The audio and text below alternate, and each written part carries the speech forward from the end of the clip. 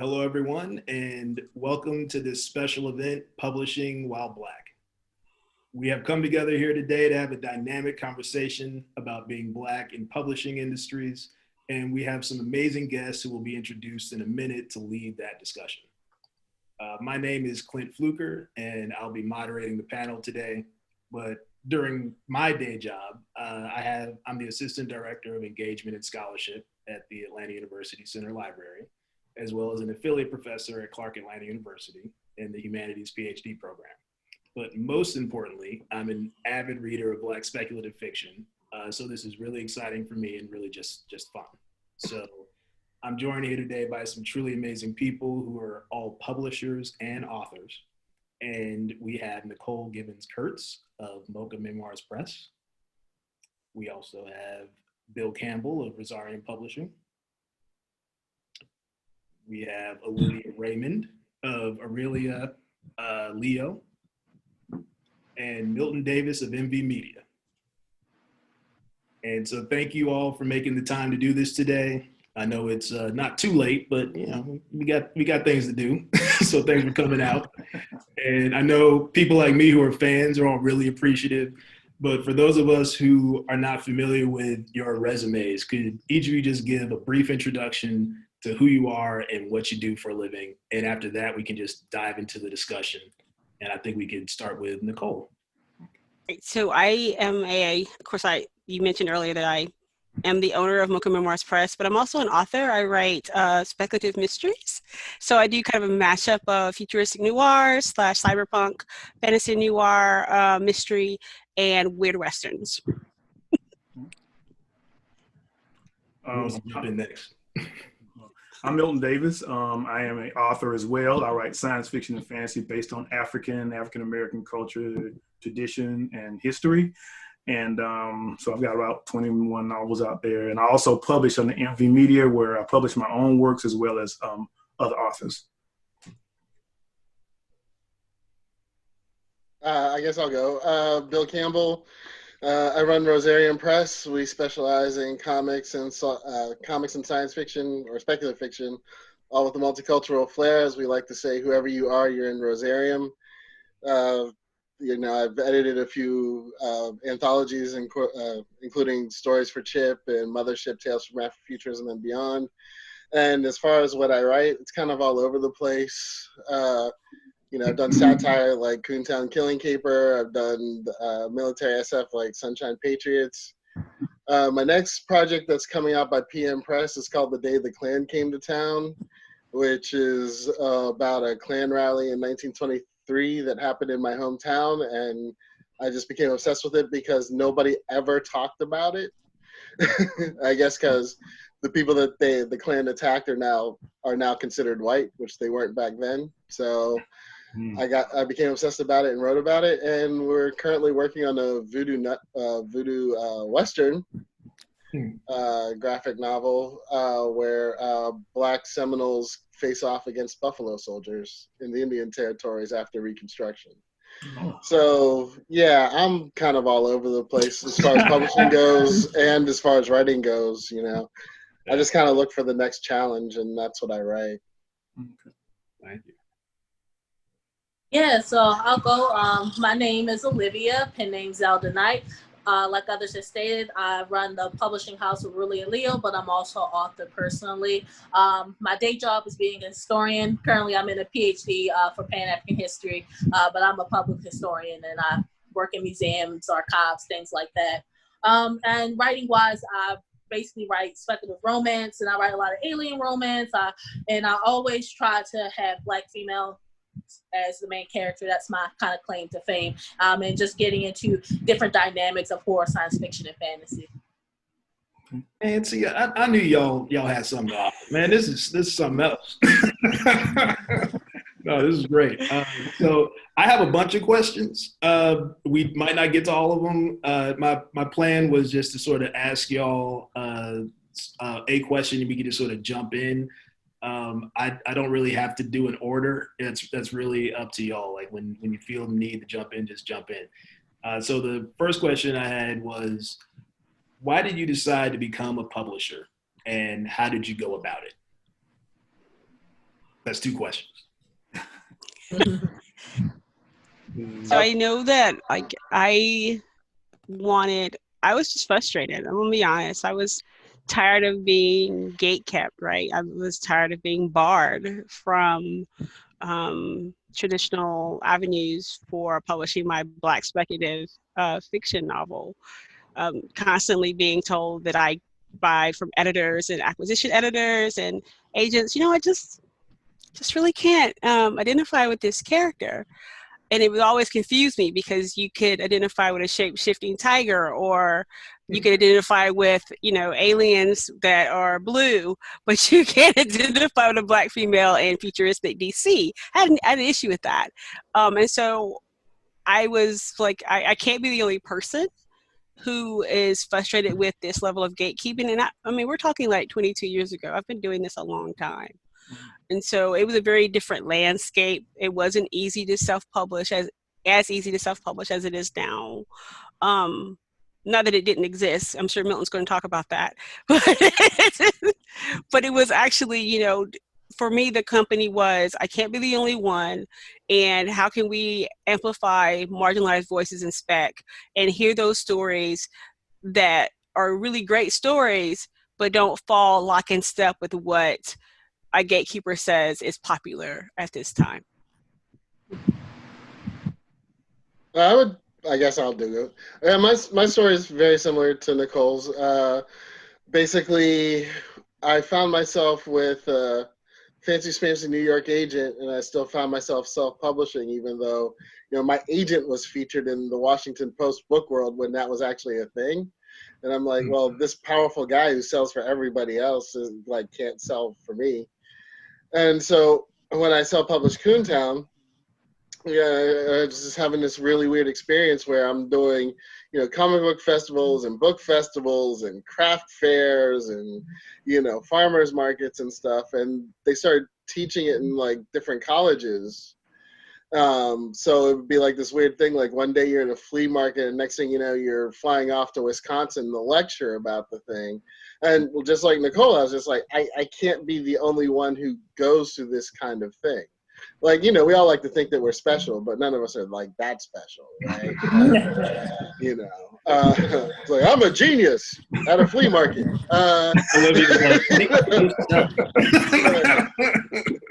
So that was basically it, and then when, because constantly being told that, brown folks don't write science fiction, you don't exist, and I go online and, even Milton and Nicole, and you just see like all these people around the world. And I'm like, but they keep saying we don't exist. And so then basically one day I just said, man, somebody needs to like just do an anthology and get all these folks around the world together. And then just like most things in my life, I go, I guess it might as well be me, because I didn't know all the things that were out there at the time, right? And then that's how Mothership happened, and then that's how Rosarium began, was just sort of like, at least we for ourselves have to know that we exist. Mm-hmm. Like, fuck what everybody else is saying. We know we exist, and therefore now we have these documents there to let us know. Right. Well, for me, I just it was a logical thing. I wasn't out there trying to get published at the time I decided to self-publish.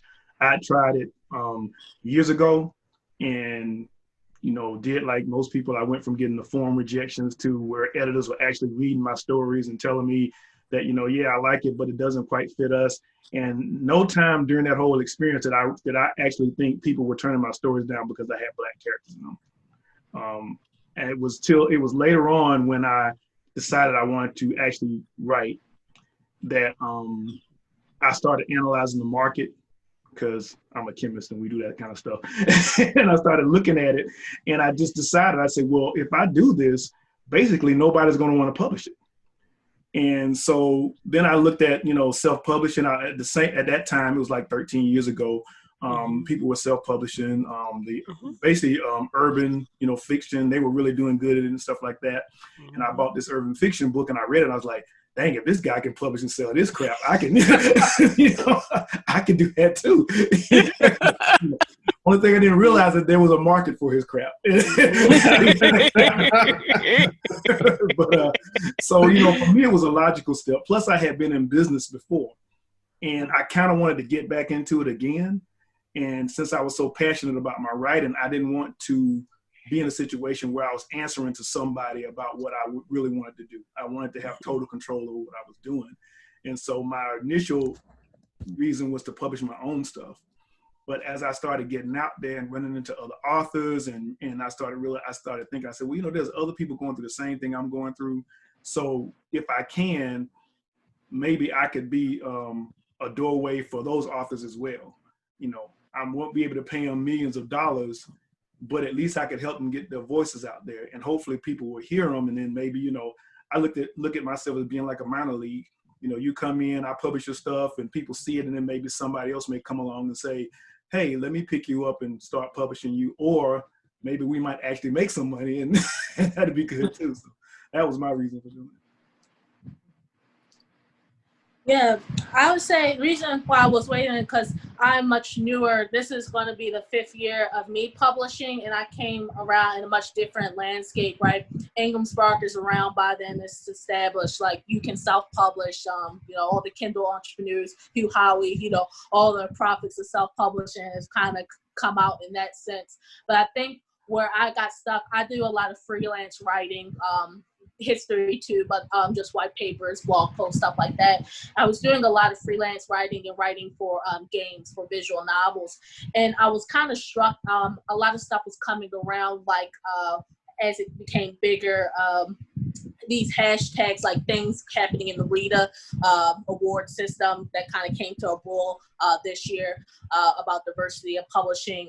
Things like people of color in publishing around 2016, diversity pit, and all these things were coming about. And I was seeing like this reckoning happening in traditional publishing, and a lot like Milton, I was like, well, I have the skill set to do this myself. I have the skill set to self-publish. I have the skill set to help other people get published, get their voices out there.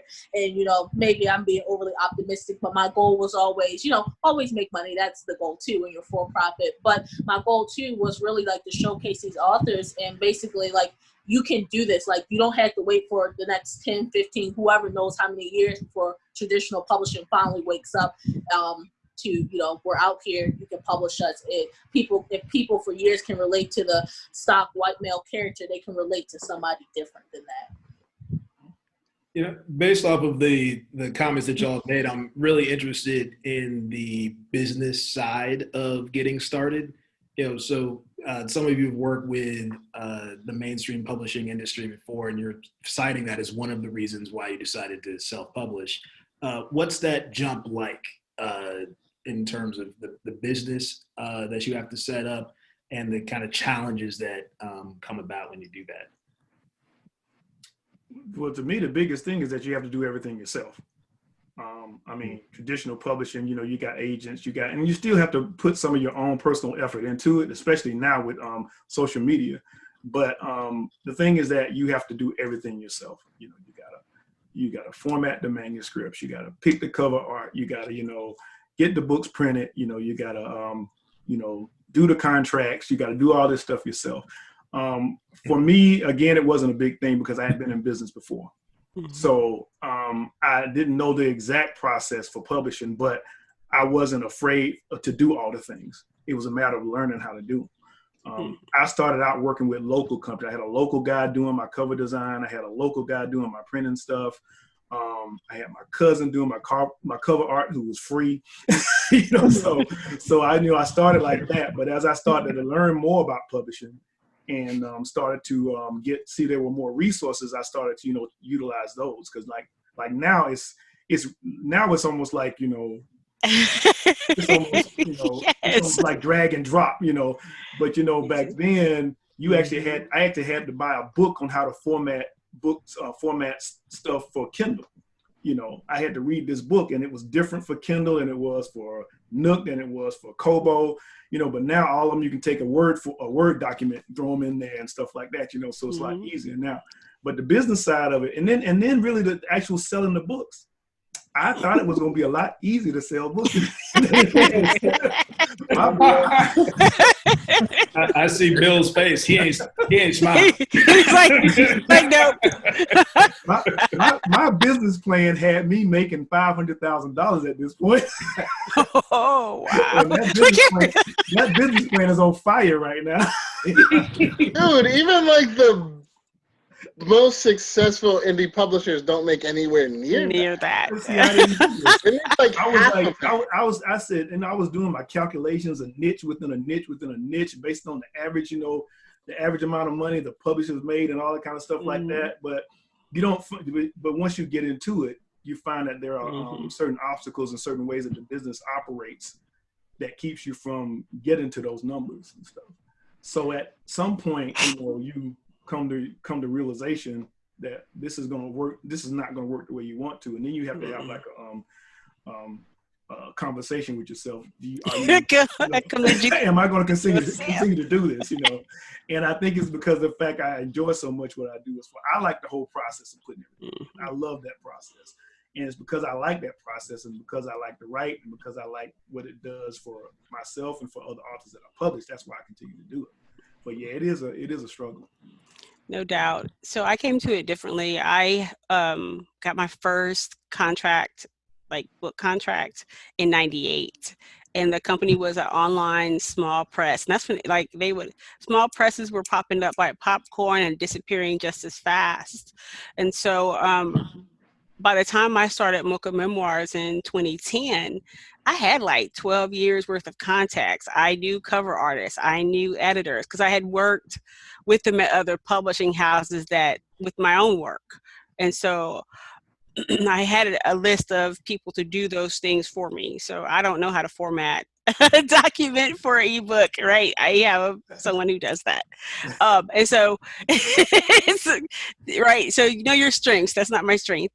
And so that's how I came. So I started with a handful of volunteers. Now everyone gets paid, but initially I had volunteers because I was just starting, and people offered really low rates. I'll edit for, my normal rate is this, but for Nicole, since we've worked together before, I'll edit for that. And so I had a lot of support. Initially, people were backing the idea that there needs to be some avenue for marginalized voices in speculative fiction, particularly horror, which is kind of my baby. And so that was, it was so scary, and it's still hard. And all the things Milton said are true. You think it's easy, right? There's a niche for this. People want Black folks in movies to survive, so they probably want to read Black horror, right? No, it was a lot harder to find that audience, only because the internet hadn't congealed yet when I started in 2010. It was there, but now there's groups upon groups, it was Yahoo groups, right? And you're scanning through all these groups trying to find your niche. And now it's a lot easier, of course, with Instagram and a few other places that make it a lot easier, but it's definitely hard work. I working on the Slay anthology now.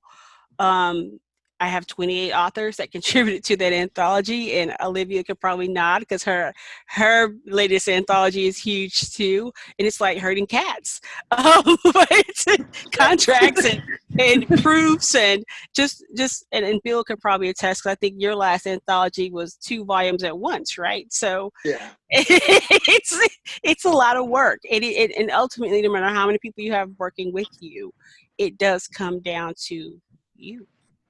Yes. And that's what Milton was saying earlier. It's still on you to make sure those things come off well and those products are good quality. It's a lot of work. Yeah, and bouncing off of Nicole, I think it was a different sense. It wasn't traditional publishing, but I was working in the game industry. So I was doing story-based games, but I was writing for role-playing games, tabletop games and stuff. And so while it's not the exact same thing, a lot of the processes editing a manuscript, giving cover art, all that stuff, it was very much this, it's very similar, not the same, but very similar, versus your finished product is a game book, your finished project is a novel, right?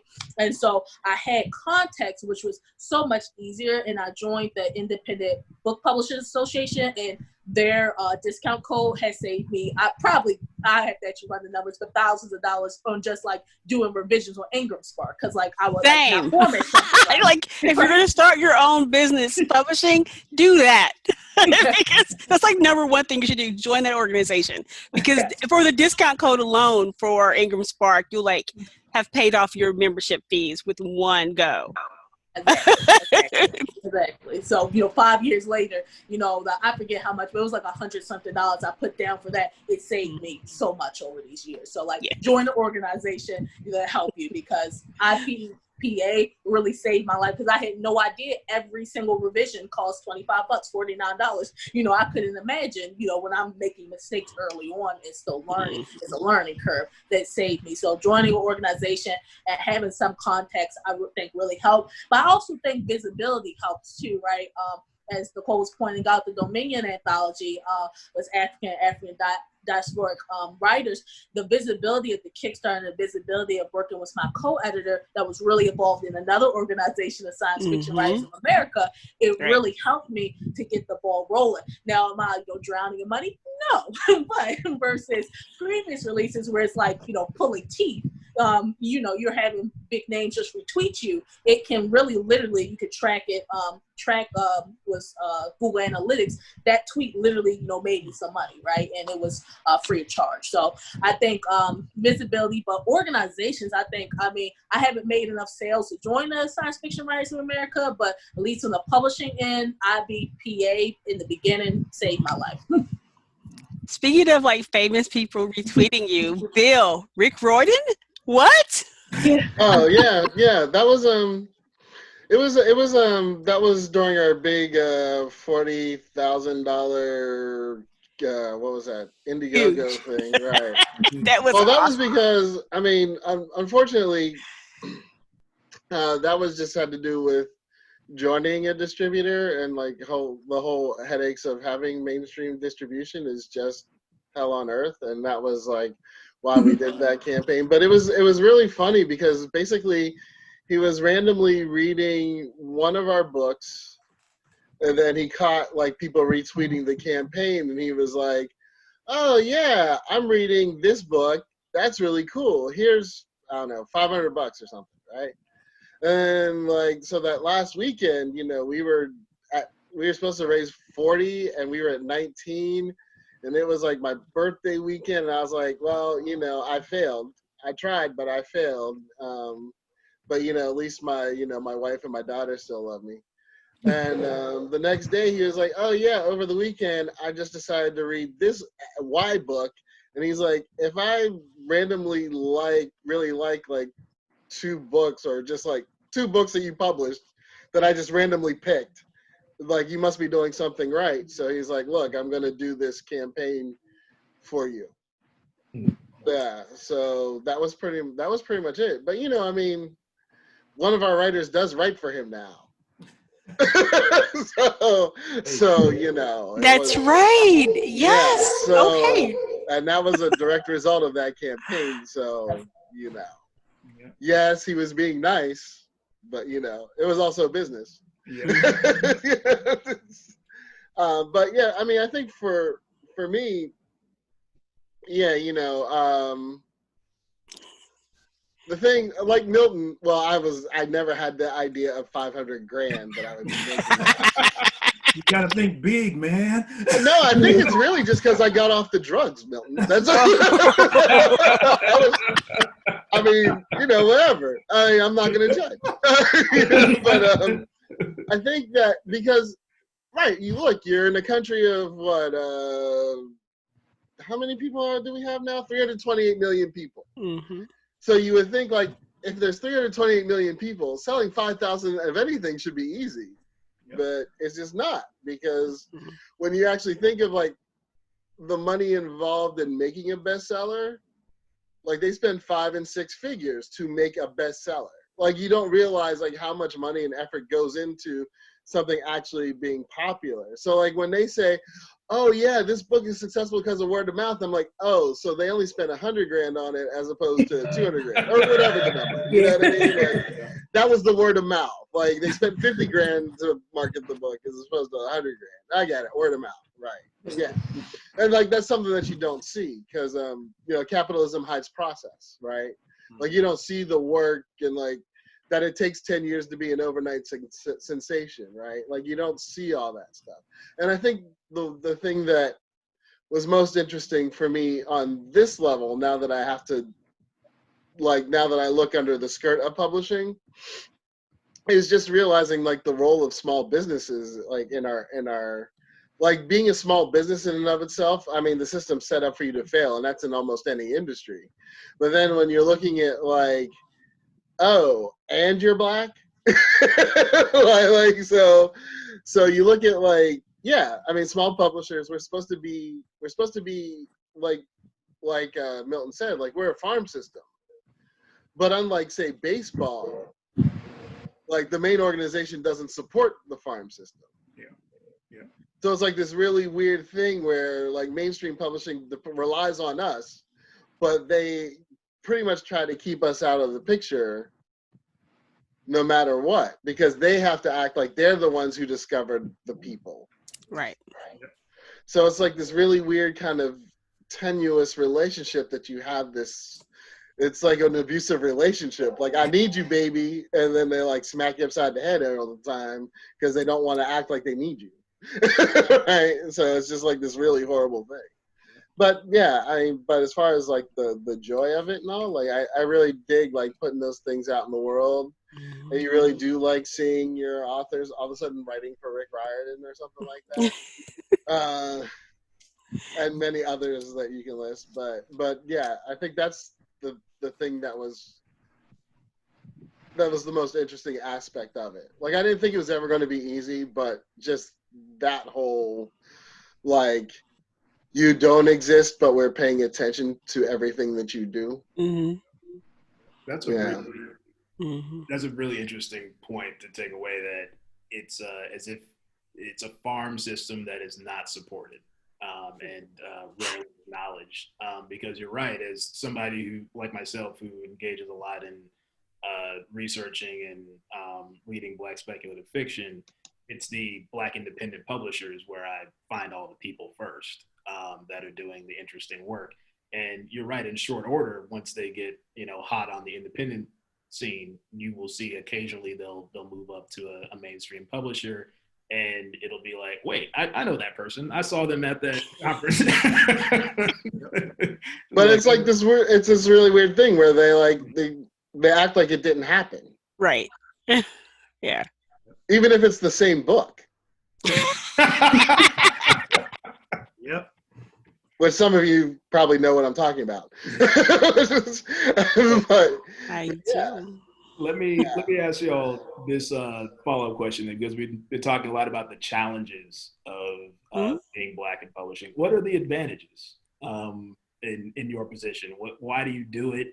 And do you see an angle being an independent Black publisher that is advantageous to you?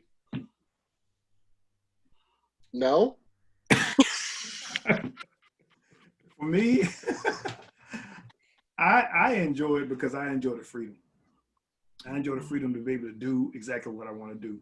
Mm-hmm. I enjoy being able to work with writers and give them an environment where they don't have to worry about some of the questions that and some of the issues that they would with a mainstream publisher. Mm-hmm. I'll give you a perfect example, although I won't say the name of the author. There was an author who came to me and said, hey, I got this story, and I think it's a sword and soul story, and I think you'll like it. And as soon as I read it, I could tell automatically that this was a Black fantasy story written for a white publisher.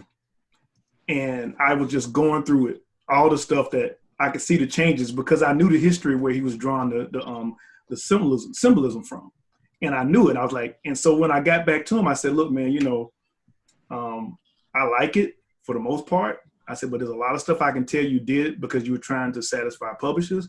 I said, so go write this the way you wanted to write it. Mm-hmm. I'm a Black publisher. You ain't got to worry about all that kind of stuff. And he came back with a stronger story because, because that's where his passion was. I mean, it's like people start right out the gate limiting themselves, trying to Mhm. figure out what is this publisher going to want from me. I think it affects the creativity. They don't tell the story that they really want to tell. And even when they do tell it, I mean, editors are always going to ask for something new to change something. That's just how the Yeah. process is. Because there's what you want to write and what they think their audience wants. Right. And so I would like to actually piggyback on that. Like, the reason I said no is because I don't think that there's any kind of like, I mean, it's sort of like that affirmative action debate where everybody goes like, oh, you're black, it's easier. And you're like, no, that's not a thing. No. But I do think that we actually do, like, for us, I think that we provide an advantage for creatives. Yeah. From the things that Milton was saying. Like, yeah, you can tell that a lot of people have just been trained to write for the white gaze. Mm-hmm. Where there will be people who have projects that are like, I know, well, because I wrote Coontown, therefore I can't be all uppity about anything, apparently. People are like, I know that you will do this, Bill, because obviously you are crazy. That you would publish this. Or like, that they know that they don't have to, like, they can be whatever demographic they fit, that they can write for their audience because of Rosarium. So I think that the advantage is a lot more on for them than like actual business side for us. I agree with that. And I like the flexibility of, so I was kicking it around a few years, and then an author, Kai Leaks, would often lament the loss of LA Banks. And she would talk about how, she really misses LA Banks. She misses the world of the vampire huntress. And so I was like, there are some people writing Black vampires, but it wasn't the way LA Banks wrote about us. Like, when I first read Minion, I was seen as a horror reader, right? And that it was taking place in all its authenticity in Pennsylvania and in Philly. And I missed that. I missed that a lot. And so I was like, man, it'd be great if we had like a collection, a big book of just Black vampire and Slayer stories. Only I had a publisher who could do that. So it was like, so that's what I like. I like the flexibility of saying, I want these stories told, right? Or when Simiko was saying, I've got this anthology of Black women horror stories that I want to put together, but I don't have a publisher. Yeah, you do. I got you. And that right there, no one would touch it. She was like, I don't have a publisher. I'm trying to do it myself. I got you. And to this day, that's still one of my best-selling, our Mocha Memoirs best-selling anthologies, is that Black Magic Women anthology. So being able to say, I want to see stories like this, and being able to put a call out for those stories and get them, that for me is bliss. It's a lot of work, right? And it may not blow up the USA Today bestseller, right? But for me to be able to have Black women and so be able to pick up Black Magic Women and see themselves represented in all manner of horror. The thing that they said, we need a whole month in February to celebrate and to acknowledge that women actually write horror, and it isn't just one. It's not just tendering to do, right? It's a lot of us, and so I think that for me as a publisher, that's why I keep doing it, right? That's why I continue to in this vein, is being to provide that creative outlook and that creative place for Black creatives to come and write what they want to write, as passionately as they want to write it in speculative fiction, right? And so I think that that's kind of why I do what I do. And I think that's why we all probably do what we do. And we want to make money too, but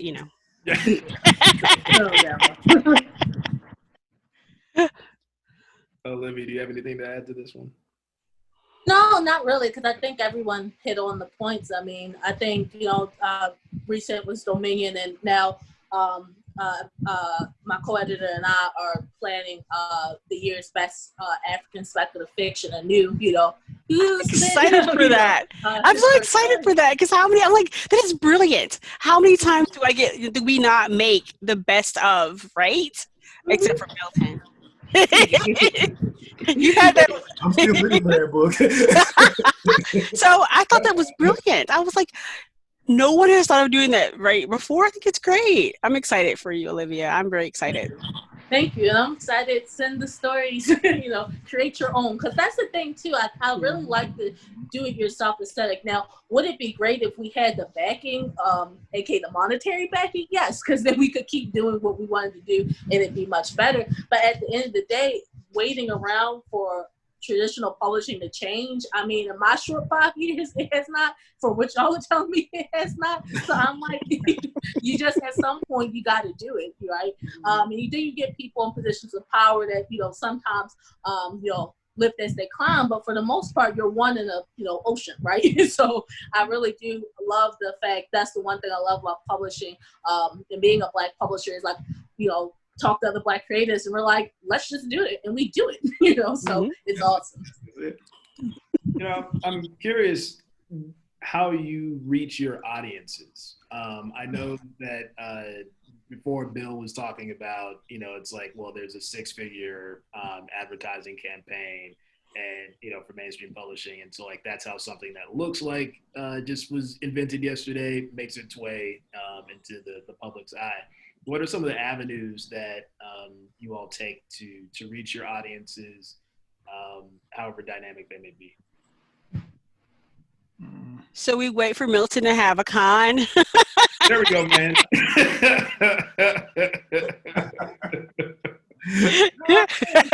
No, I'm kidding.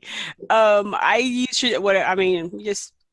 traditional marketing. Like we do postcards, mailings, and we do have a newsletter that goes out twice a month. Regular advertisements on social media and in groups. And I attend a lot of conventions. So prior to the current situation that we're in, do a lot of word of mouth and hand selling and trying to make that relationship connection with the readers in person. So I do a lot of that kind of stuff. Yeah, similar to Nicole, it's basic things. You do some things that come about from the digital age. So you do like digital blog tours. I've been really getting into like the Bookstagram world because that's been really helping. They can create much better pictures than I can for advertising purposes and things like that. But newsletter, again, I know I keep stressing this, but joining organizations because the connections, or going to conventions, the connections you get. Really, half the time I'm selling books because someone recommended it to somebody, because I don't have enough of a marketing budget to get John Q. Public to just pick up my book, right? And I don't have at the moment traditional distribution, which is the biggest hurdle. So if you can't print your own books and you can't warehouse them and distribute them, it's much harder, even pre-COVID, for someone to walk into a bookstore and find your book, right? So you're competing with every other book on the internet. So you got to try every avenue you can, including traditional, setting up a catalog, sending that out to local bookstores, consignment, doing whatever you can to get people's eyes on your material. For me, I do it kind of on two levels. One, I do a lot of social media. I'm very active in groups that I feel like people will be interested in what I'm doing.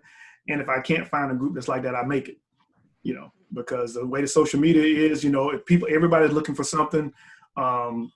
Perfect example, State of Black Science Fiction. We actually created that group for a presentation that we were doing at Georgia Tech in 2012, because the original name of it was the State of Black Science Fiction 2012. And we started that in 2012, and now here we are, 2020, we got almost 20,000 members, all around the world. We had to wait for Facebook to let us change the name because they wouldn't let people change the name if they got a certain size, so that kind of thing. But that's on that level, that's I call that the macro level. On the micro level, in one of my former lives, in addition to having my own business, I actually worked as a salesperson.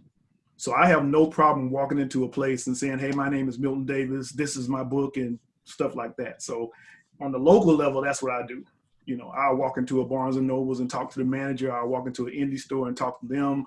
I got my books set up on Ingram to where people can order them, and the bookstores can get their discounts and stuff, and I just deal with it on that level.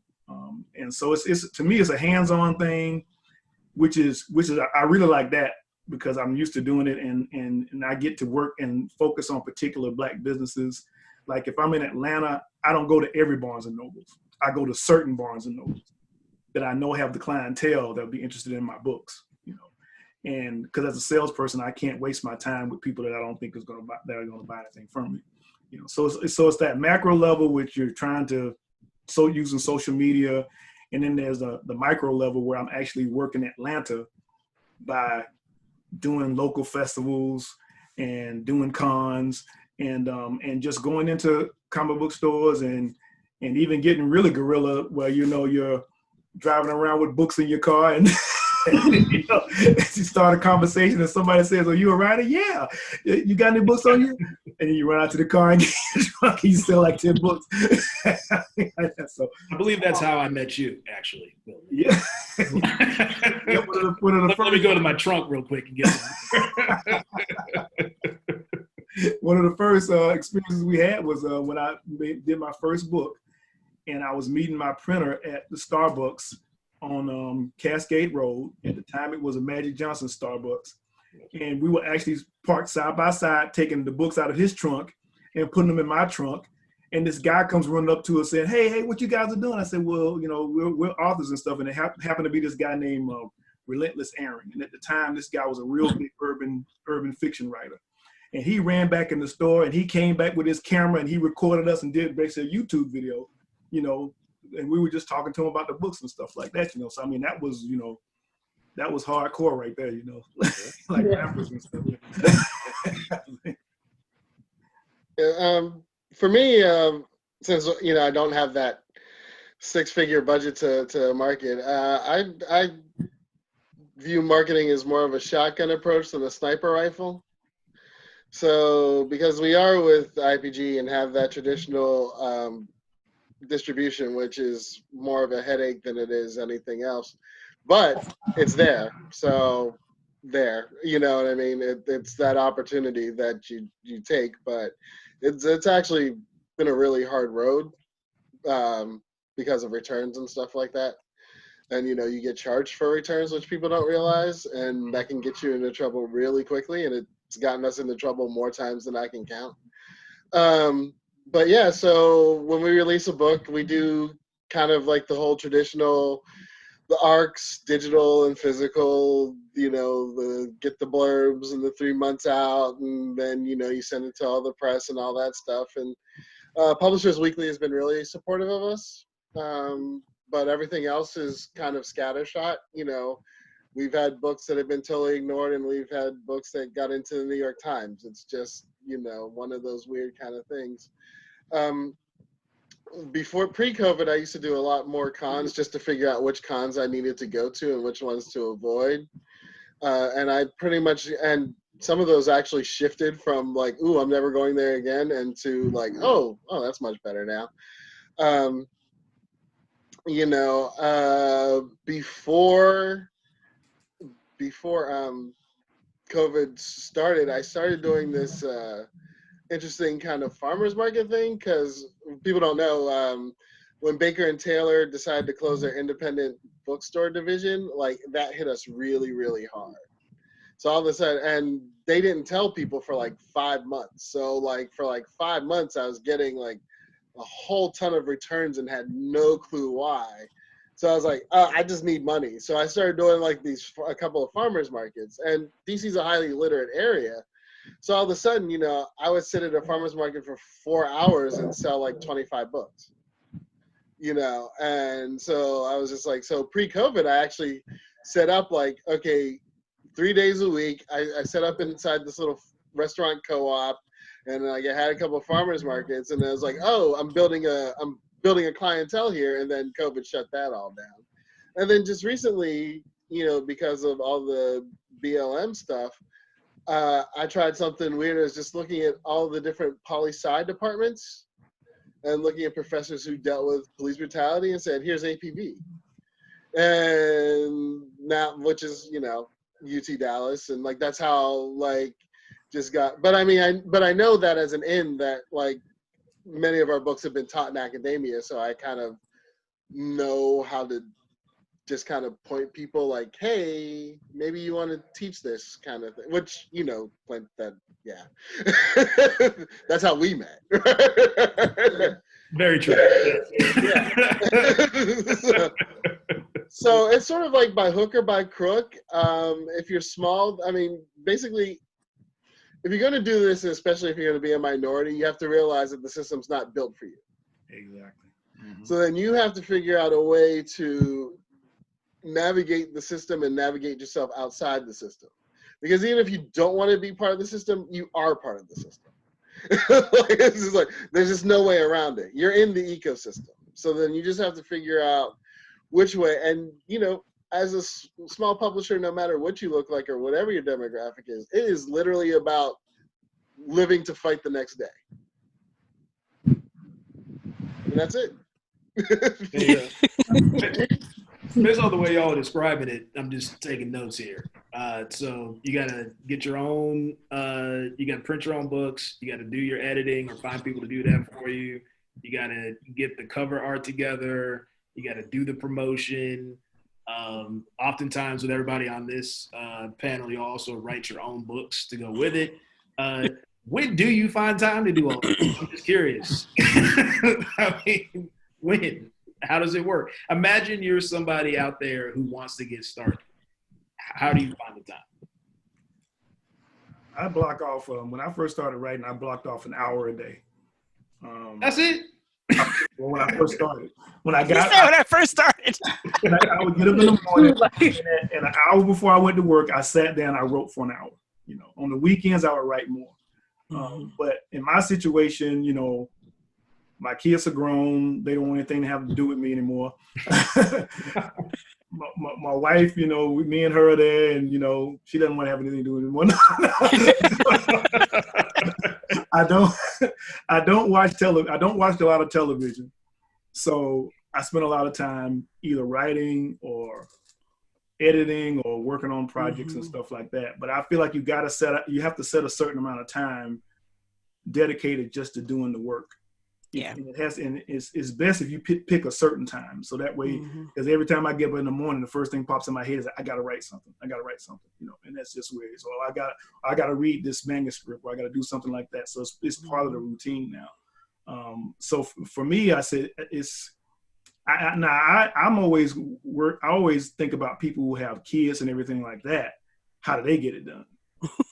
You know, like small kids that they got to do everything else with, because I didn't have to deal with that. You know, all mine were grown and doing their own thing, so I had that free time. But it's to me, it's a matter just of picking that time and focusing on that time. And when you have that time, spending 100% of it doing that work. You know, I think that's fair. I use a lot of to-do lists and calendar and due dates. So my calendar is like my best friend, and so I use the to-do function in Outlook, and I keep track of what's due when, and I make myself reminders that, okay, you need to have this manuscript done by this date, so you have the draft 1, draft 2 for proofing. Like, I have a lot of personal dates for myself on my calendar, and for my company, we use Trello, and so we have like dates for projects. This is in editing, this is in proofing, and due dates when stuff is due. And so I spend time working my calendar and working my to-do list.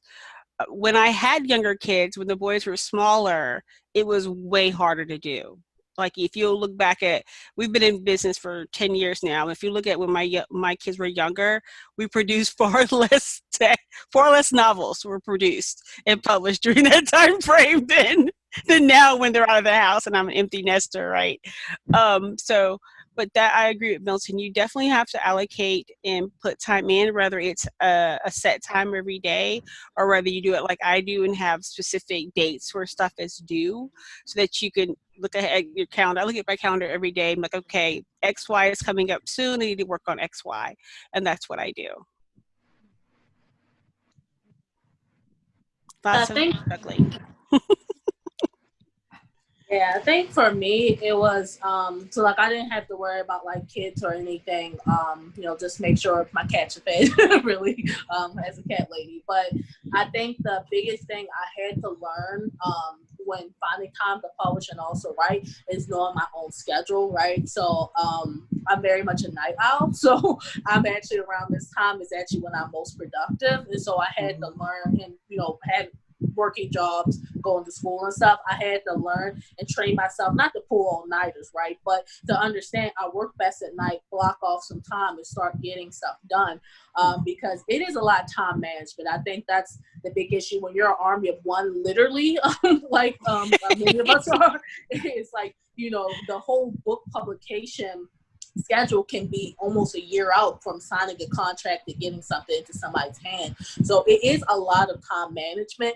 And I think for my own writing career, I think the one thing is that I am right now, I'm actually about to be in a shared world that's going to be very serious. But for the most part, I just write for fun. So like, I think that's also one thing that really helps me. It's not that I have actual like manuscript deadlines, or like I have to get up like an 80,000, you know, word book and then also publish someone else's book. Most of my writing is just creative, you know, activity. Sometimes I might try to publish some things, but yeah. So I said to say, definitely double down on time management, and also keep in mind how long the publication schedule is. Because I think when I first started, I only started with one book and one magazine, but the time it was between signing contracts and then having that actually become a real thing, like, amazed me. I did not think it would take that long, which I should have known in game development, because you can be in game hell for like 10 years. But, you know, in my head, I was like, it's going to be a really fast process. And now I understand one of my favorite books will have like a 5-year gap between a sequel because it takes a long time. For me, you know, since Rosarium wasn't about me, and it wasn't, and the only reason that you know the books that I wrote were part of Rosarium was because I was like, oh well, since I own the company, I guess I might as well just have my books there. So basically, I didn't write for like the first 5 years, right? I didn't write anything. So Bad Mothers kind of came about just for me to save my own, I don't know.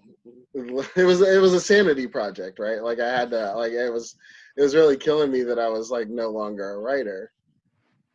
And so the writing aspect of my life is just another kind of hook and by crook kind of thing.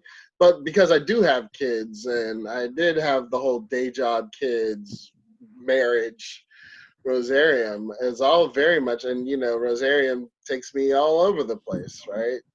So it's always been kind of like realizing that you're probably going to do everything like 80% well, right? So like when I wrote the clan book, that was like a really weird process because I didn't have any time to write it. So it was literally, you know, because it's not about Black people, it's about Sicilians. So that was kind of an interesting thing because I had to read a lot. Because, you know, Lord knows we don't want the diversity publisher to fuck that one up.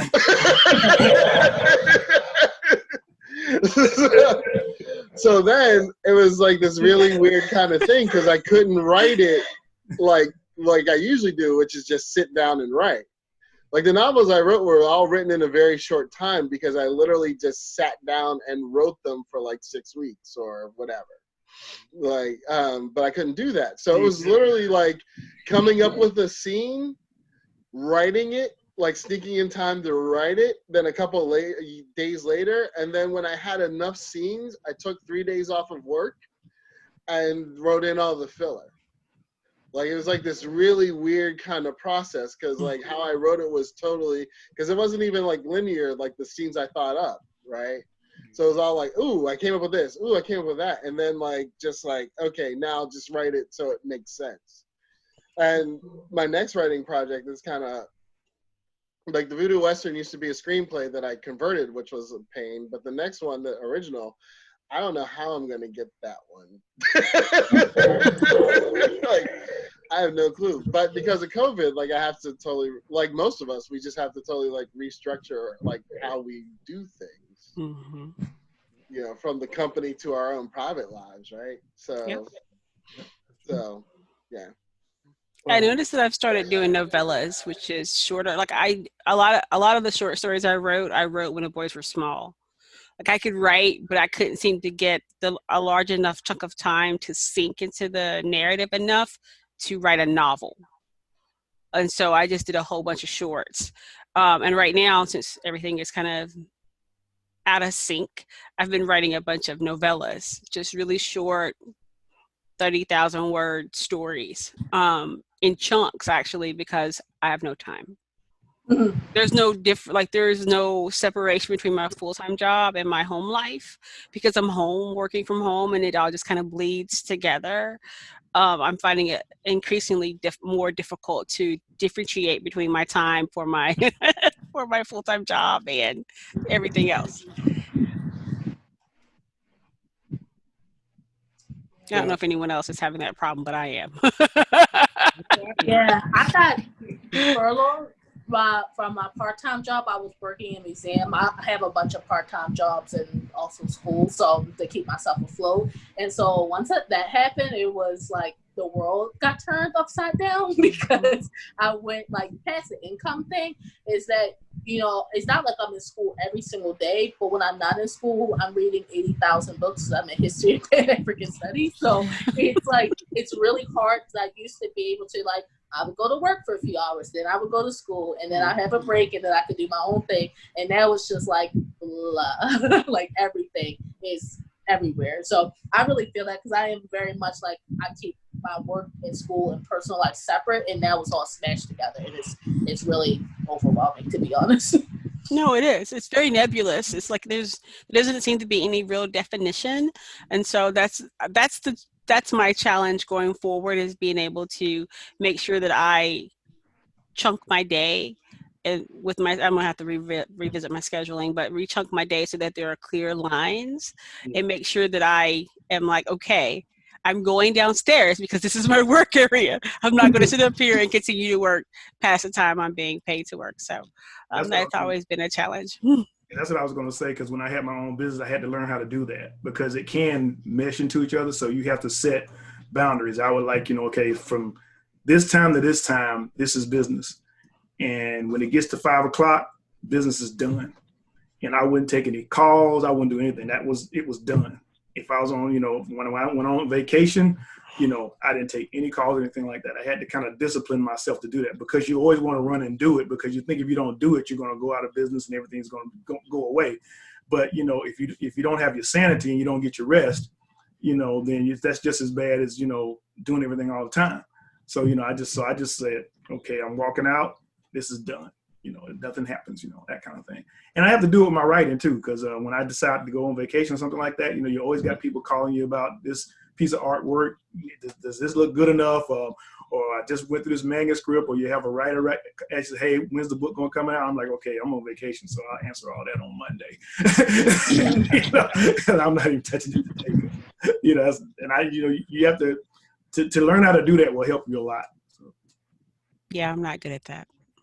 I know I'm not, because I was up at 3 o'clock working on editing a novel that's going to come out here in a couple weeks. So yeah, I know I'm not good at that. I noticed, Olivia, you were talking again about working in museums and archives. That's basically all I do all day. And so when you said that, I was like, oh. we want to talk about that. And Milton knows he submitted his papers to the archives at the AUC, which is really nice. So thank you, Milton. So I had a question that's really more about like contemporary culture. So right now in the U.S., we're talking a lot about race relations in the country, but along with that, in popular culture, we're seeing a lot of Black cultural expression. So we're seeing, certainly there's Black Panther that happened a while ago, but then there's also Lovecraft Country is out there now. I'm teaching a class right now at CAU on Watchmen, the HBO series. It's very important to me. I hope the students enjoy it. Very entertaining for me. But I think that this is, something that everybody's talking about and we're engaging with it. I'm curious what effect that's had on your business and also on your own success as writers. It's had a I've seen a significant effect. Actually, through the groups that I work with online and myself as well. When Black Panther came out, it nudged the door open. But I think what it did was it it wasn't so much among the people who were already in the science fiction and fantasy, it's the people who weren't. And when the movie came out, we saw a flood of people joining the state of Black science fiction. You know, I love Black Panther. I want to see more like this. And we're seeing the same thing right now with Lovecraft Country. We're getting more people coming to the site right now wanting to join the group because they said, man, I saw Lovecraft Country and I love it and I want to be involved in something like that. Now, and most of it's been sustaining because the reason is that because when they come into it, they're finding books by Rosarium, they're finding Nicole's books, they're finding Olivia books, and they're finding that this stuff is actually out here. And it's not just the 5 or 6 or 7 authors that the mainstream publishers are pushing out, that there's a whole bunch of other stuff out there. And I think that's been the payoff of us doing what we've been doing over the years, is that now, because when I was back in the day, when I looked for this stuff, I couldn't find it. You know, my bookstores didn't have Octavia Butler. They didn't have Charles Saunders. I thought Samuel Delaney was white. You know, it was like, you know, I didn't, you know, all I had was out there. And in the back of my mind, I wanted to see it, but it wasn't there in front of me. But now, when people get into science fiction and fantasy, which I feel like is where our growth really is, they look for this stuff and they find it. And I've seen a positive effect on it, especially this year. I've been working for a certain goal for a few years. And despite COVID and everything else, this is probably one of the best years I've ever had. Bill, he's almost at that 500,000, man. Well, I mean, that's cool because now we know who's going to pay for dinner. Now that Milton's discovered curry goat, like, you know. Keep open alive, man. But we know party at Milton's house. And also, we have a whole pig roasted back there. But you know what? Don't make me drive down there, man. I got nothing but time. I'm a big old boy. When it happens, you'll all know. I mean, really, I think it has had a. We saw some of that when we were doing some of the festivals outside of the normal cons. We did the Auburn Avenue Spring Fest, and we did great there. And last year when we did the Decatur Book Festival, which you would think would be a place where there would be science fiction and fantasy authors, but when we did our table, people came to us and literally said, "You guys are the only people at this festival selling science fiction and fantasy." You know, and we had a crowd. I mean, the authors, our authors were literally running out of books, going home and getting more books and bringing them there. That's how good we were doing. So, you know, to me, it's been, I'm looking forward to it. I'm looking forward to what's going to happen down the road because, like I said, there's a whole nother generation that's aware. They're not like us. They're looking for it and they can find it. Yep. You know, and, you know, I think at some point, you know, Bill will be able to get his porch too. And now I'm going to come down there for a different reason.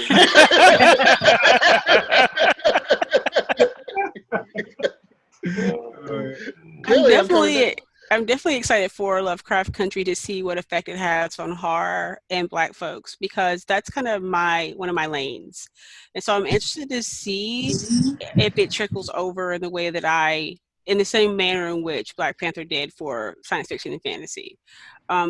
Right? So the idea of Black folks being the center of horror in a horror narrative is and it's such a captivating group of interlocking stories. So I'm interested to see if what effect it has like on horror in particular, because horror has had a bit of in much the same way that the romance genre has as of late and science fiction and fantasy had a few years ago, horror has had its reckoning lately with racism and diversity.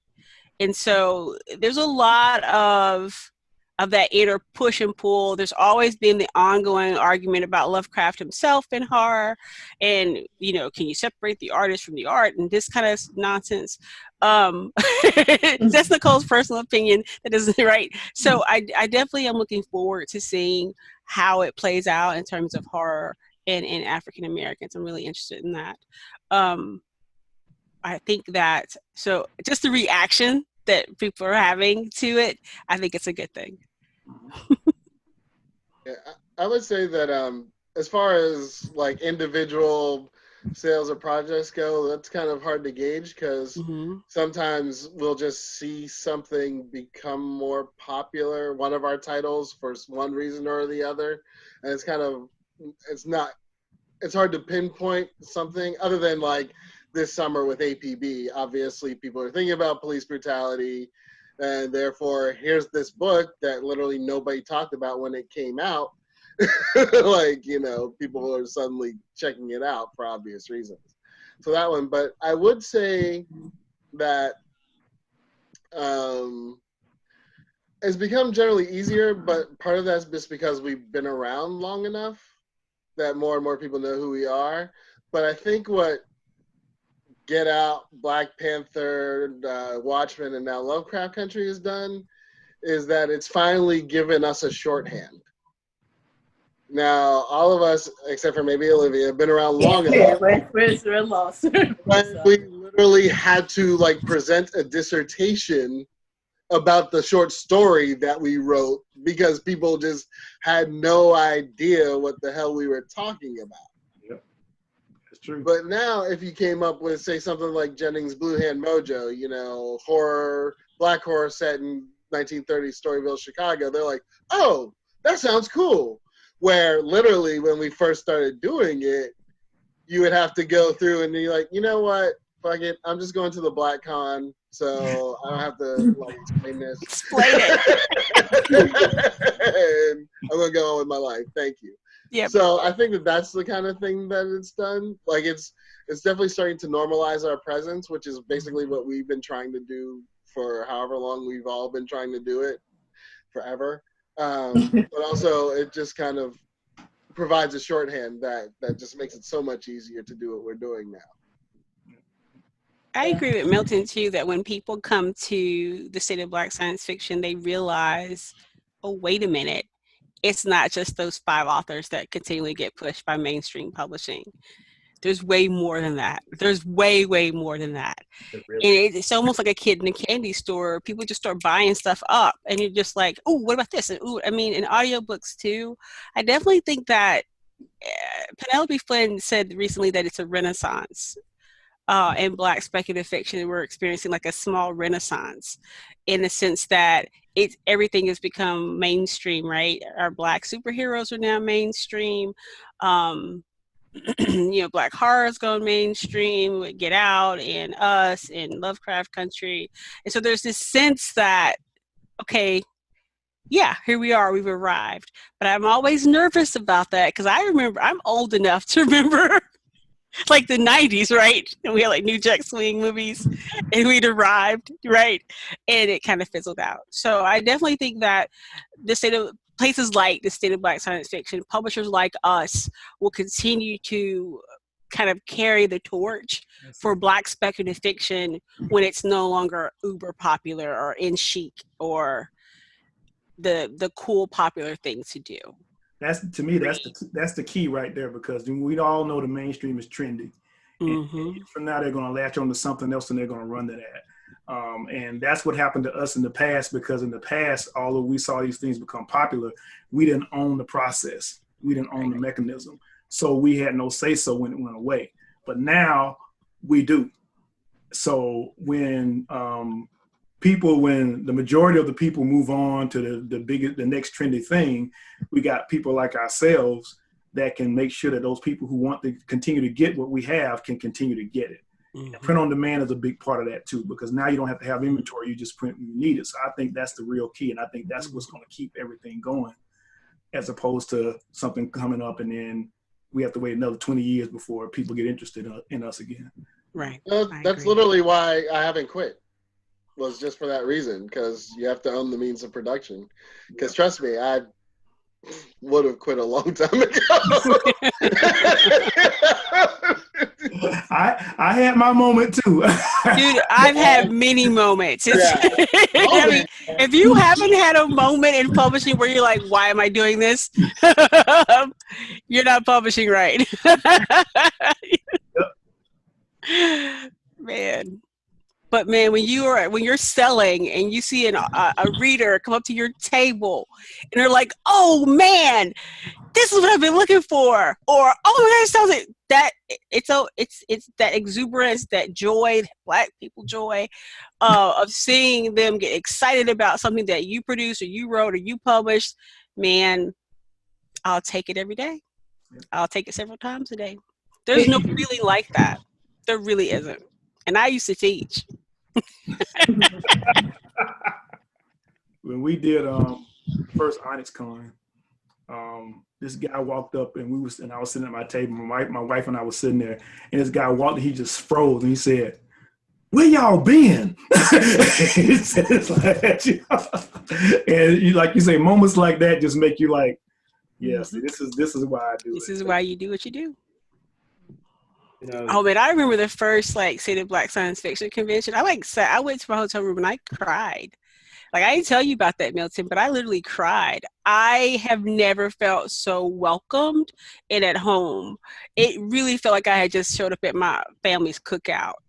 It was so fantastic to see so many representations of Black speculative fiction in one place. I went back to my hotel room and I cried. I was just so moved. And I can't, I go to a lot of conventions before COVID, so where, there ain't a whole lot of us.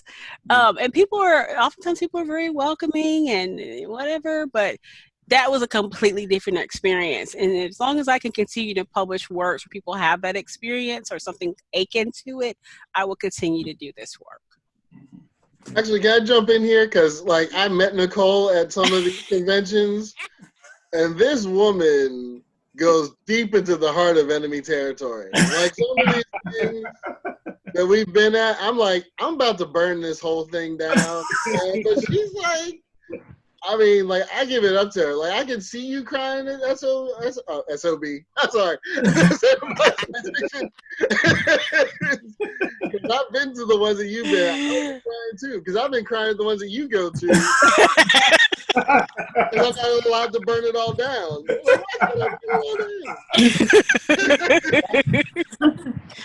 I have not been back to that one, just so we're clear. But yeah, it's and Milton knows because we've been at some different ones too. But I definitely think that, and no pressure on Milton, but I definitely think that those spaces and those opportunities to be like Blurred Con and other cons where it's just a collective, even OnyxCon to a certain degree, or it's just a collective of Black speculative fiction and horror in one place, allows for readers to see the scope of how many and the options that are there and how diverse it is, because we're not monolithic. So Black spec isn't one thing, it's many things. And so it's represented by the 4 publishers sitting here. None of us publish the same thing, right? But we all publish Black spec, right? So I think that in and of itself is the beauty of publishing Why Black. That's one of the benefits of publishing Why Black. And I think that's kind of one of the rewards we earn or get from doing the work that we do. Yeah, that's true. Well, I really only had one more question that I wanted to pose to everyone. But before I ask it, we were talking about the popular culture, talking about Black Panther and the like, and it just brought to mind that certainly we had Chadwick Boseman, who passed recently, but also an important figure in the world of Black publishing for sure, Charles Saunders. We found out about this passing very recently too. I was just wondering what that means for the people on this panel, like personally, like this passing, how it's affected you, and how we're dealing with it as a kind of Black publishing family. Well, I worked very closely with Charles, and we were. I mean, he was there from day one, almost day one when I started publishing, and he supported me. We supported each other. We had the first anthology that we did together, because we both saw that there was a need to give other people a voice in the sword and sorcery genre. Griot, Sister of the Spear, Griots, got the opportunity to publish his Avangoni books, and all that, and I mean, the man was amazing. I read his books and I know I'll never write that well. I look at it and I'm always dazzled by the way he wrote his prose and really how generous he was, because found out, recently just how many more people he was in contact with and helping and supporting and things like that. The thing that I, get from it the most though is that how underappreciated his work was, not because it wasn't good, but because that the people at the time, the powers that be, mishandled it. Didn't know how to properly market it, didn't know how to properly present it. The thing I do like, the thing I can be somewhat thankful about is that he got a chance to see a resurgence of his work, that because of what other people were doing, like Marlon James and other people who, when they came out with their books, people would mention Charles. And then people would go look for his books and they would say, hey, this guy's pretty good and stuff like that. So I'm glad that he had a chance to see that and to see, because he was really down on the industry because of his experience with Amaro. And for him to see what was happening, over the past few years, I think was really a good thing for him, and made a really hold it for a minute, kind of is an example of another reason why I do what I do, is so other authors will have less of a chance going through an experience like he went through, to where they can come out and be appreciated and know that there's an audience there for them. As far as Chadwick Boseman,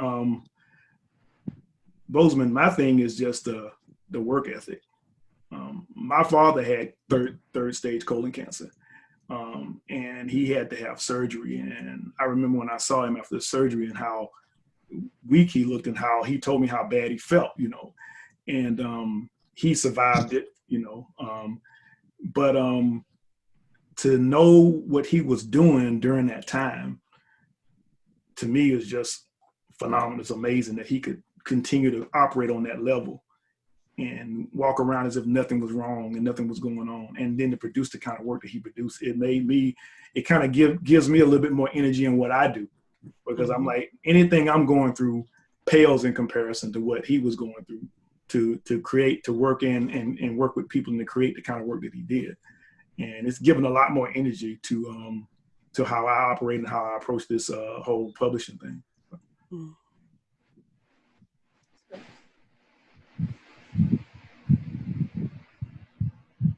Kill everybody's mood, did I? I'm just being reflective. I was just thinking that, it's always hard when we lose like a literary titan, because it always feels like we don't have enough of them. And and so when we lose one, it's huge. And the ripples and waves that their loss like creates.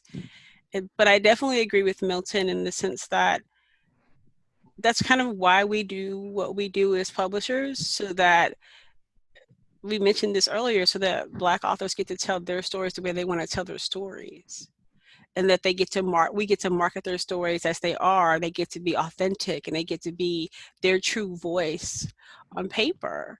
And I just think that that's really important. I think that's what we can do in ways to honor Charles, is to continue to put forth stories and people giving with their authentic storytelling, right? And so to be able to celebrate those stories in the way that his weren't initially received, and be able to do that work. I also think that his influence can't be measured in much the same way Octavia Butler's influence can't be measured either. Like, she just recently became a New York Times bestseller. What? Like, that's absurd. Give me my flowers now, right? And so I feel like we should continue to just amplify and celebrate those visionaries while they're here, and acknowledge their brilliance and their influence on us as a generation and on the next generation while they're around to hear it. And as for Chadwick Boseman, I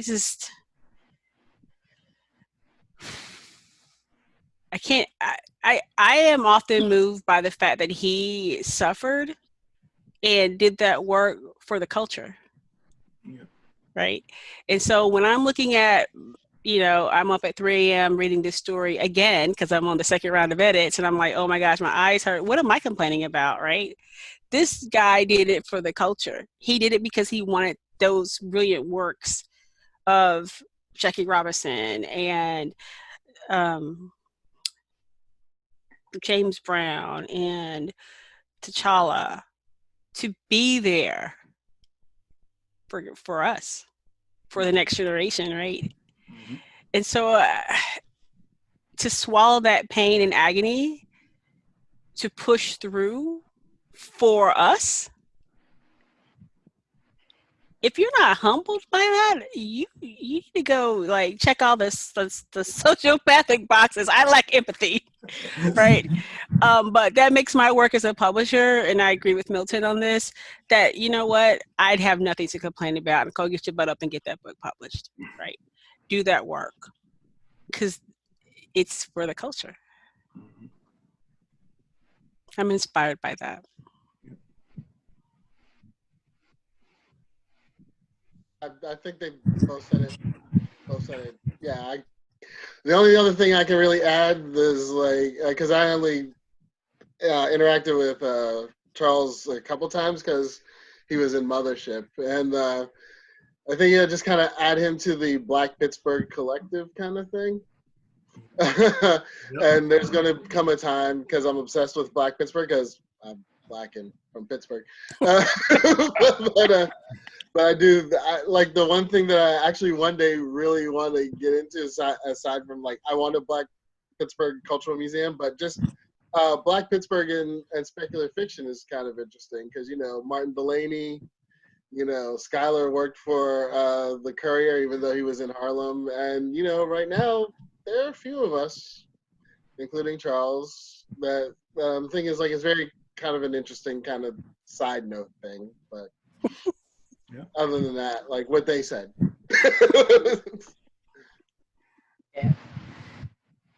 Yeah. I don't have anything to add either. I think it was really emotional past Black Panther anything to hear about Chadwick Boseman, because I don't know, it's like our relationship to sickness and disability is just like, I do find it inspiring, but I also worry like the challenges you already face being Black in Hollywood, like did he hide it just from the general public, or was it also so he could get hired so he can do things and do the things he loves?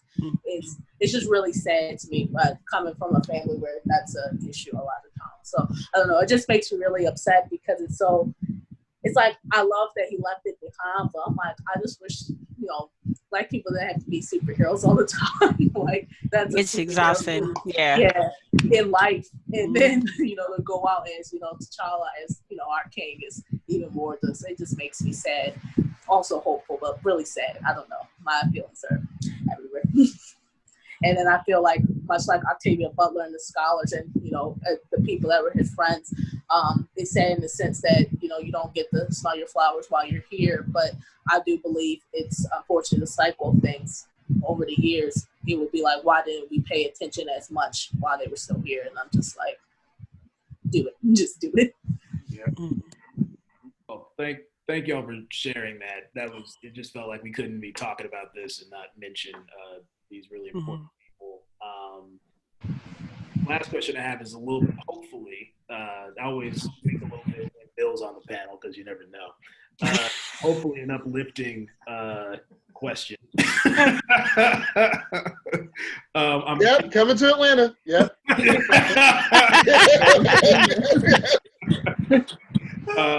What do you see, or what would you like to see as the future of publishing in your arenas?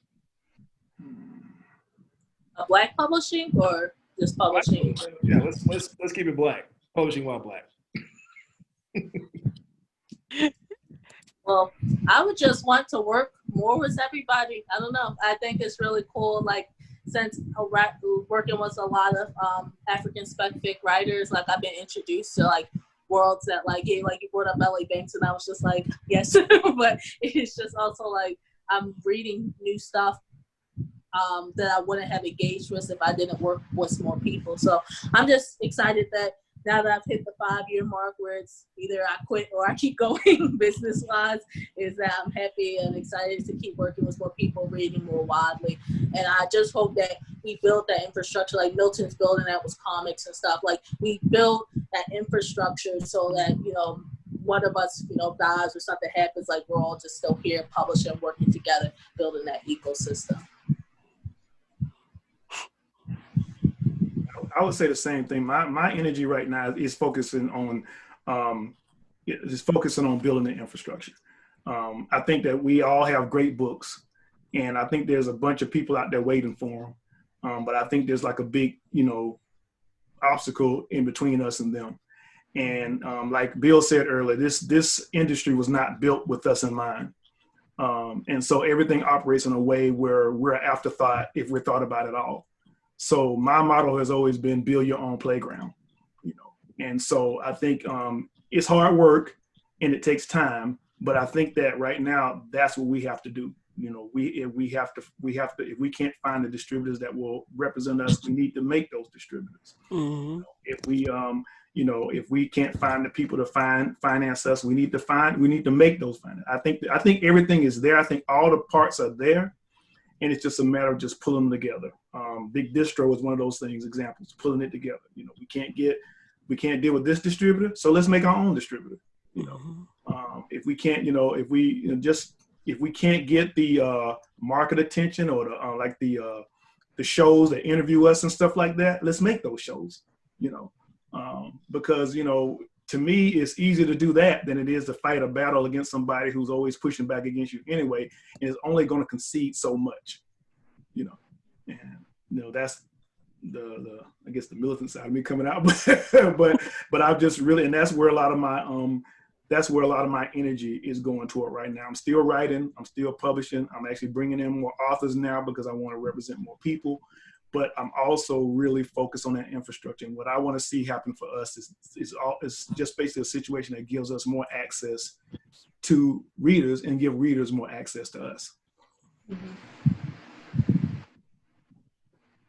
Yeah, I really agree, and that's why exploring the concept is mobile right now. But that's why I'm trying to start a Black bookstore here in Louisville, because I really do think that's another part of that whole infrastructure thing. We're really seeing, as Nicole pointed out, a renaissance again of Black bookstores. Now, will the FBI be bearing down on us again? Who knows? But it's been a lot of this energy towards building those spaces so the shelves can reflect the communities you're in. In my case, here in the West End of Louisville, but wherever you are. So you're also not, now again, that still requires distribution, but you're not fighting that battle too of what goes on the shelves. Yeah. Very true. Let me know when you do that, because my sister lives in E-Town. Okay. She's an active reader, so I'll send her right up there. Hey. Awesome. I guess I'll go.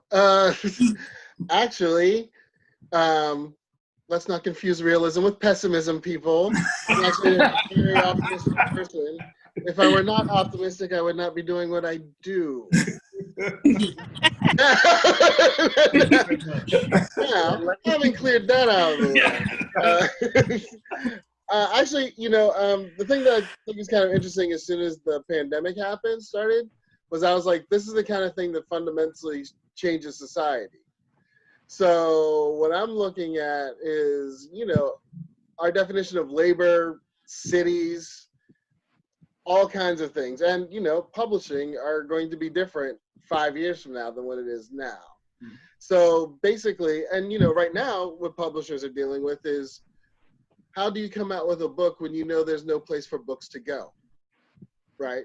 Mm-hmm. Like there aren't the libraries, there aren't the bookstores. So then what exactly is it that you're going to do to try to, I guess, get a jump start on whatever this publishing industry is going to be 5 years, 10 years from now? And that's basically where I've been concentrating on. Like, books will survive, right? But a lot of publishers don't necessarily survive. And like, So my big thing is just figuring out how to survive that, because I think that we can. I think that there are a lot of different ways to survive it. It's just a matter of that there are certain kind of infrastructural obstacles in our way that we have to figure out ways to get around, because some of those will become stronger and some of those obstacles will become obsolete. We just don't know which ones. So, like, yet again, it's more like shotguns as opposed to sniper rifles, right? Right. Trying to figure out what are the different ways that we are going to survive this, because I think that we definitely have the potential and the changing demographics to actually survive this and to a certain extent succeed. Like, it's all there for us to succeed in some, not the $500,000 a year succeed.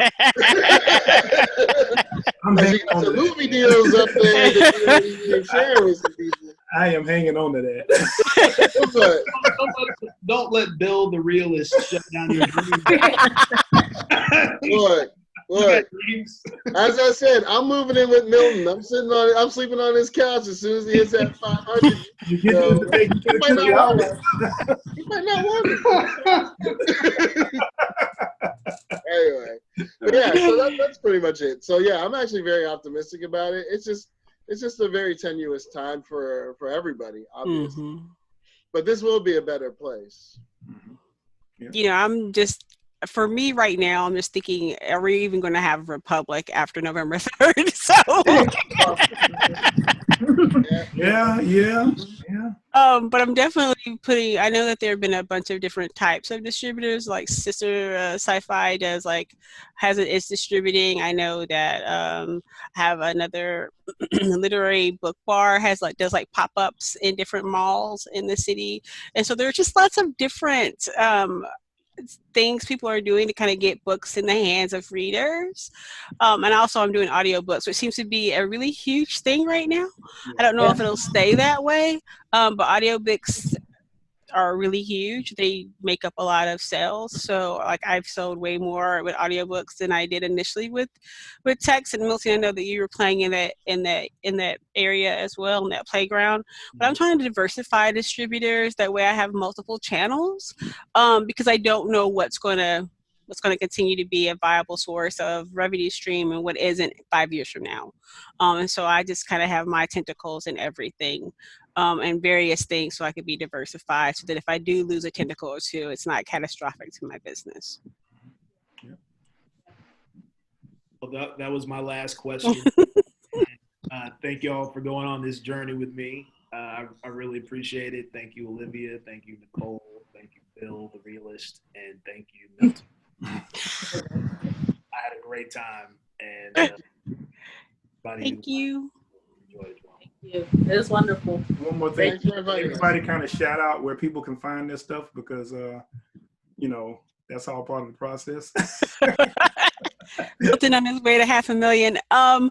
You can find my books at mochamemoirspress.com. You can find my personal works at NicoleGivensKurtz.net.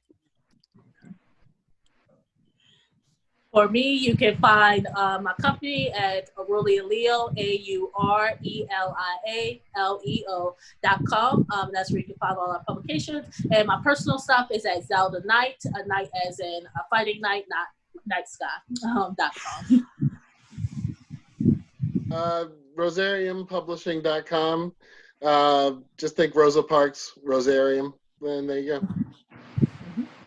And you can find my stuff at MVmediaATL.com. And I also, which a lot of people don't know about, I also have an author's website, which is MiltonJDavis.com. Great. And y'all can find me in the library. Come on down. Thanks again, y'all. This was fun. Thank you. Thank you. Have a good night. Good night.